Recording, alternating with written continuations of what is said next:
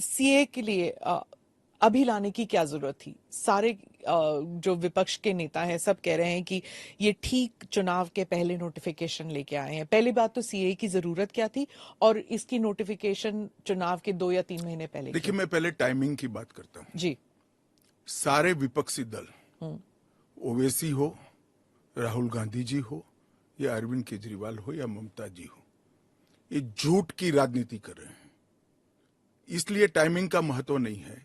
Bharatiya Janata party ने 2019 में अपने घोषणा पत्र में कहा है कि हम सीएए लेकर आएंगे और पाकिस्तान, अफगानिस्तान और बांग्लादेश के जो शरणार्थी है उनको नागरिकता देंगे। तो भारतीय जनता पार्टी का एजेंडा बहुत स्पष्ट है और वो एजेंडे के आधार पर हमें बहुमत मिला है। 2019 में ही ये बिल संसद के दोनों सदनों ने पार कर दिया। उसके बाद कोविड के कारण थोड़ा लेट हुआ। अब टाइमिंग का क्या महत्व है?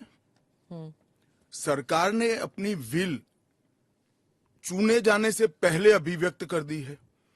चुनने के बाद फर्स्ट प्रायोरिटी में पहले ही साल में दोनों सदनों से इस कानून को मान्यता मिल गई है।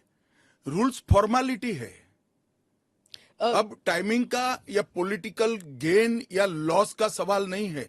अब विपक्ष तुष्टीकरण की राजनीति कर कर, एपीसमेंट की पॉलिटिक्स कर कर वोट बैंक को कंसोलिडेट करना चाहता है। मैं उनको विनती करना चाहता हूं कि आप एक्सपोज हो चुके हो, ये मत करिए। पूरे देश की जनता जानती है कि सीएए इस देश का कानून है और ये 4 साल में मैं कम से कम 41 बार बोला हूं कि ये होगा, चुनाव के पहले होगा। अब क्या मतलब है टाइमिंग का सवाल करने का? तो इतने साल तो हुआ नहीं ना, 2019 के बाद अब हुआ है। स्मिता जी, मुझे एक बात बताइए, wheel of legislator, wheel of government bill से प्रकट होता है या रूल से प्रकट होता है? ऑब्वियसली बिल से। रूल व्यवस्था करता है, जो करने में पहले कोविड के कारण और बाकी सारे पॉलिटिकल इश्यूज के कारण लेट हुआ। मगर कब से नागरिकता मिलेगी? तो 2014 के पहले से। वो थंब रूल वहीं का वहीं है। आज क्या फर्क पड़ गया है बताइए? कोई फर्क नहीं पड़ा है। भारतीय जनता पार्टी को के लिए ये पॉलिटिकल गेन का मुद्दा नहीं है। भारतीय जनता पार्टी के लिए, हमारे नेता नरेंद्र मोदी जी के लिए अफगानिस्तान, पाकिस्तान और बांग्लादेश से आए हुए करोड़ों शरणार्थियों को उनका अधिकार देने का मुद्दा है, उनकी वेदना से मुक्ति दिलाने का मुद्दा है और उनकी 3 पीढ़ी को न्याय देने का मुद्दा है, जो कांग्रेस पार्टी ने कभी नहीं दिया। आप कह रहे हैं करोड़ों लोग यहाँ आएंगे, लेकिन ये पॉलिटिकल नहीं है, मतलब आपको कोई पॉलिटिकल फायदा नहीं होगा। लेकिन जो विपक्ष है वो कहती है कि आप एक नया वोट बैंक बना रहे हैं, बीजेपी एक नया वोट बैंक बना रही है अपने लिए। देखिए, विपक्ष को और कोई काम नहीं। उन्होंने तो सर्जिकल स्ट्राइक और एयर स्ट्राइक को भी बताया कि आपका पॉलिटिकल फायदा है, तो क्या हम टेररिज्म पर कदम न उठाए? इन्होंने 370 को भी बताया कि ये आपके पॉलिटिकल फायदे के लिए कर रहे हैं। हम 1950 से कह रहे हैं कि हम 370 को हटाएंगे। उनका हिस्ट्री है, जो बोलते हैं वो करते नहीं है। मोदी जी का हिस्ट्री है, जो भारतीय जनता पार्टी ने कहा है, नरेंद्र मोदी ने कहा है, वो पत्थर की लकीर है।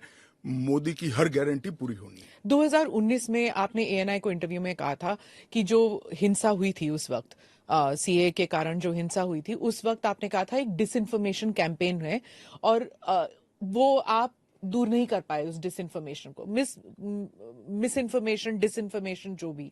इस बार क्या पार्टी जो है या सरकार जो है उसको अलग कर पाई है? स्मिता जी, दरमियान में मैंने कहा 41 टाइम, 41 बार अलग अलग मंचों से इसके बारे में मैंने डिटेल बात करी है कि इस देश के अल्पसंख्यक माइनॉरिटीज या तो किसी और व्यक्ति को डरने की जरूरत नहीं है, क्योंकि सीए में किसी की नागरिकता लेने का प्रावधान ही नहीं है। सीए सिर्फ और सिर्फ 3 देश, अफगानिस्तान, पाकिस्तान और बांग्लादेश से हिंदू, सिख, बौद्ध, क्रिश्चियन और पारसी, जो जैन और पारसी शरणार्थी आए हैं, इनको उनका अधिकार देने का कानून है।